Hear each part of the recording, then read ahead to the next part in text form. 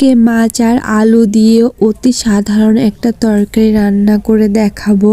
প্রথমে আমি বেটে রাখা পেঁয়াজ ভেজে নিচ্ছি, তারপরে রসুন বাটা দিয়ে একটু নাড়াচাড়া করে ভেজে নিব। এখন শুকনো মরিচ আর পানি একসাথে দিয়ে দিব, দিয়ে একটু লবণ দিয়ে এখানে কেটে রাখা আলুগুলো আমি দিয়ে দিব। আলুগুলো দেওয়া হয়ে গেলে আমি নাড়াচাড়া করে একটু ভালোভাবে ভেজে নেব। ভাজা হয়ে গেছে, এখন আমি সিদ্ধ হওয়ার জন্য পানি দিয়ে দিব।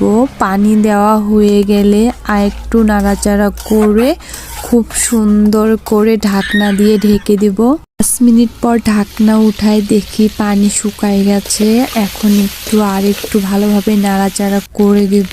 আলুগুলো আমার খুব সুন্দর করে ভাজা হয়ে গেছে। এখন আমি ঝোলের পানি দিয়ে দিব, একটু বেশি করে পানি দিয়ে আবারও ঢাকনা দিয়ে ঢেকে জাল দেব। এখন ভেজে রাখা সমস্ত মাছগুলো একটা একটা করে দিয়ে দিচ্ছি।